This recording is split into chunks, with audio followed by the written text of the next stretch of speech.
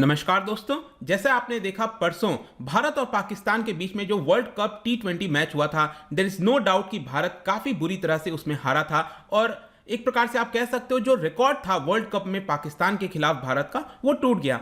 ठीक है, हार हुई, थोड़ा सा दुख होता है, फाइन, वो सब बात एक अलग है। लेकिन अल्टीमेटली हमें समझना है कि एक प्रकार का खेल है, क्रिकेट है, जहां पर किसी ना किसी की जीत और हार तो लगी रहेगी। लेकिन प्रॉब्लम क्या है यहां पर कि जिस तरीके से अब्यूज किया जा रहा है प्लेयर्स को, वो पूरी तरह से गलत है। स्पेशली यहां पर मैं बात करना चाहता हूं मोहम्मद शामी की। जिस प्रकार से उनको रिलीजन के बारे में बताया जा रहा है, जिस तरह से बोला जा रहा है आप पाकिस्तान चले जाइए। हाँ, ये जो अब्यूज है ऐसा नहीं है कि सिर्फ मोहम्मद शामी पर हो रहा है, सभी पर हो रहा है। लेकिन खासकर यहां पर मोहम्मद शामी के अगर आप अकाउंट्स पर, सोशल मीडिया अकाउंट्स पर देखोगे तो बहुत ही अभद्र भाषा का इस्तेमाल किया गया है, और जिसको लेकर बहुत से क्रिकेटर्स, पॉलिटिशियंस, बहुत से लोग सपोर्ट में भी आए हैं और बहुत से सिटीजन सपोर्ट में आए हैं। लेकिन जिस तरह की प्रतिक्रिया दी गई है वो पूरी तरह से गलत है। और ये बात को भी मैं मानता हूं कि जो लोग इस तरह का अब्यूज करते हैं उनकी संख्या कम है, लेकिन वो काफी ज्यादा हाईलाइटेड भी हो जाता है। लेकिन हमें एज अ सोसाइटी कोशिश करनी चाहिए कि यहां पर किसी तरीके से हम इस चीज को रोक सकें। यहां पर आप देख सकते हो Mohammed Shami subjected to torrent of abuse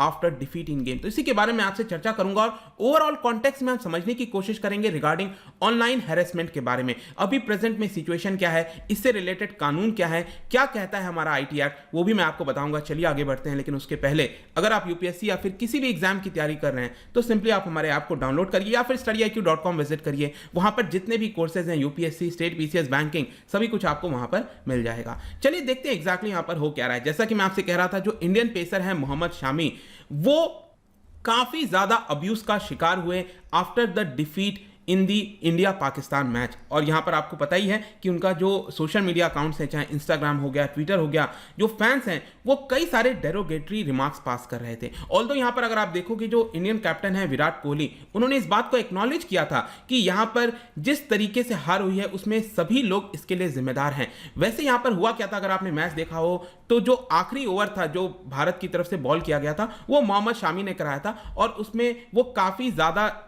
run दे चुके थे। लेकिन आपको समझना है कि ऑलमोस्ट वो मैच खत्म ही हो गया था। मतलब इसकी पूरी जिम्मेदारी एक प्रकार से यहां पर मोहम्मद शामी के ऊपर डालना, ये पूरी तरह से गलत होगा मैं कहूंगा। और जिस तरीके से यहां पर उनको बोला गया है traitor, they he should be thrown out of the Indian team, ये गलत है। क्योंकि अगर आप याद करिए उन्होंने बहुत से ऐसे अच्छे परफॉर्मेंस दिए हैं भारत को, जिसके अंदर जीत दिलाई है। यहां पर आप देख सकते हो जो उमर अब्दुल्ला पॉलिटिशियन है, उनके द्वारा बोला गया कि Mohammed Shami was one of the 11 players who lost last night. He was not the only player on the field. Team India, your black lives matter. आपको याद होगा कि नी पर बैंड होकर यहां पर जो इंडियन टीम है उन्होंने ब्लैक लाइव्स मैटर को सपोर्ट किया। तो अगर आप इस तरह की चीजें करते हो और आप अपने टीममेट के साथ नहीं खड़े हो सकते तो इसका कोई मतलब नहीं है। तो इस तरह से आपको और भी कई सारे पॉलिटिशियन सपोर्ट में आते हुए देखेंगे। सिर्फ वही नहीं, यहां पर कई सारे जो फॉर्मर प्लेयर हैं, चाहे सचिन तेंदुलकर हो गए, आप उनका ट्वीट देख सकते हो, when we support team India we support every person who represent team India. Mohammed Shami is a committed world class bowler, he had an off day like any other sports person can have. I stand behind Shami and Team India.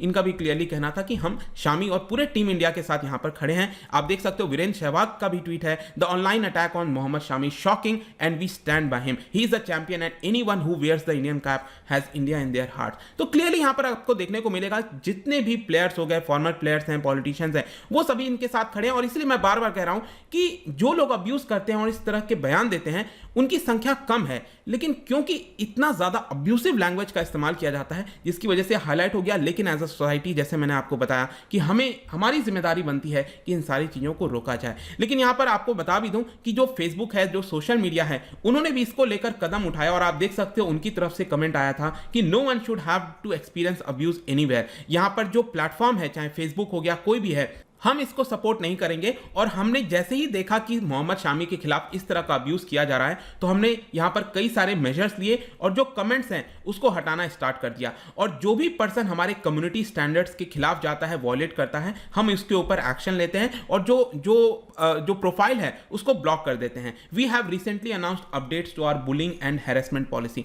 तो जो भी Facebook का या फिर कोई भी social media का policy है उसके हिसाब से उसको लागू करने की कोशिश की जा रही है। एंड आई एम श्योर कि बाकी भी जो सोशल मीडिया प्लेटफॉर्म है उनको स्ट्रिक्ट तरीके से यहां पर इसको पालन करना चाहिए और जो भी अकाउंट से इस तरह की चीजें की जा रही हैं उसको कंप्लीटली बैन कर देना चाहिए। इसको किसी भी प्रकार से एक्सेप्ट नहीं करने देना चाहिए।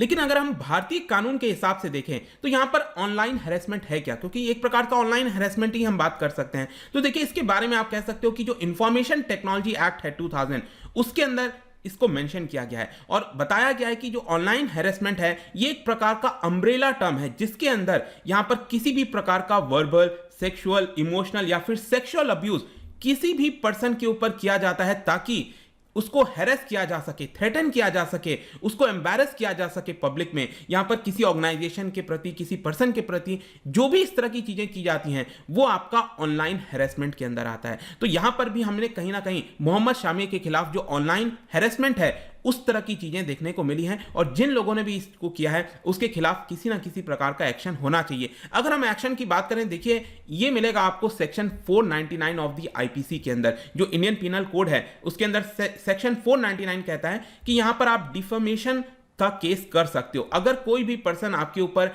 डेरोगेटरी रिमार्क्स पास करता है सोशल मीडिया पर या फिर पब्लिक प्लेस पर, तो उस पर्सन को यहां पर 2 साल की सजा भी हो सकती है।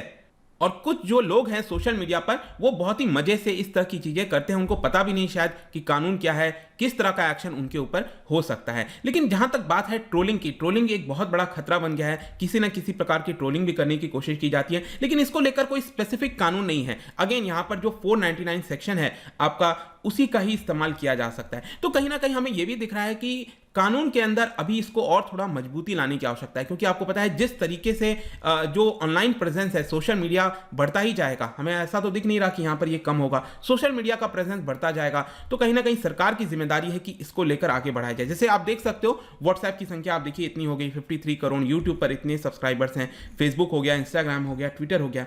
तो यहां पर जरूरी हो गया है कि सरकार को कड़े कानून लाने चाहिए। अगर आप देखिए यहां पर अगर मैं कुछ रिपोर्ट्स की बात करूं तो किस प्रकार का साइबर बुलिंग किया जाता है, यहां पर स्टॉकिंग की संख्या 71%, डेरोगेटरी कमेंट्स हो गया, लीकिंग पिक्चर्स, वीडियोस ऑनलाइन, यहां पर हैरेसमेंट का हो गया संख्या। तो ये हर एक चीज आपको यहां पर देखने को मिलेगा। जहां तक बात आती है कि क्या इसको लेकर कोई स्पेसिफिक चीज किया गया है ताकि सोशल मीडिया पर इसको रोका जा सके, तो आपको मैं बता दूं, आपने सुना होगा रिसेंटली सोशल मीडिया से रिलेटेड सरकार ने कुछ कानून लाए थे, कुछ नियम, रूल्स, रेगुलेशंस लेकर आए थे in the month of February 2021। और इसको लेकर आपने देखा भी होगा भारत सरकार और जो सोशल मीडियाज हैं, चाहे फेसबुक है, ट्विटर है, उनके बीच में कुछ ना कुछ प्रॉब्लम्स देखने को मिल रही थी। और इसके अंदर अगर आप देखोगे तो क्लियरली मेंशन किया गया है कि जितने भी सोशल मीडिया हैं उनको within 24 hours of receiving complain इस तरह के जो कंटेंट होते हैं, चाहे न्यूडिटी हो गया, सेक्सुअल एक्ट हो गया, इम्पर्सोनेशन हो गया, इस तरह की जो मॉर्फ पिक्चर्स वगैरह होते हैं, गलत पिक्चर्स का इस्तेमाल किया जाता है,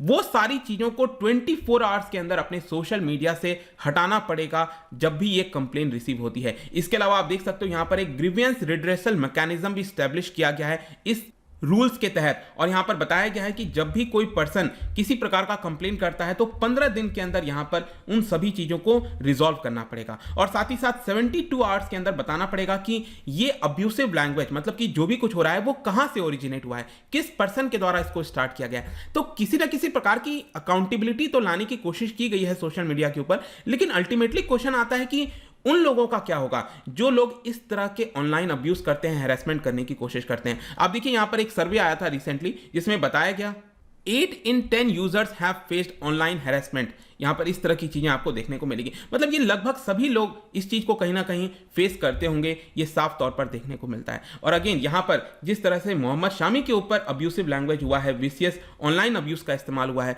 वो गलत है। ये कहीं ना कहीं आप कह सकते हो कि अगर हमारा देश या फिर कोई भी देश अगर आगे बढ़ना चाहता है, हम विकसित होना चाहते हैं, तो सबसे पहले तो हमें अपने समाज के अंदर एक सद्भावपूर्ण तरीका होना चाहिए किसी भी चीज को क्रिटिसाइज करने का। हम क्रिटिसाइज कर सकते हैं कि इंडियन टीम ऐसा कर सकती थी, वैसा करना चाहिए था, लेकिन सभ्य तरीके से करना चाहिए। ये बात हम सबको समझना पड़ेगा। जाने से पहले एक क्वेश्चन मैं आपके लिए लेकर आया हूं, क्या आप बता सकते हो कि जो हमारे देश के अंदर जो फंडामेंटल राइट है, that is freedom of speech and expression, इसके पर्सपेक्टिव से इन 4 में से कौन सा स्टेटमेंट रॉन्ग है, ये आपको बताना है। इसका राइट आंसर आपको पता ही है, मेरे इंस्टाग्राम पर तो मिलेगा ही। वहां पर अगर आप नहीं हो कोई बात नहीं, टेलीग्राम से भी ले सकते हैं इसका सही उत्तर। मैं कई सारे एमसीक्यूज यहां पर डालता रहता हूं स्टोरीज के फॉर्म में, आप जाकर प्ले कर सकते हो।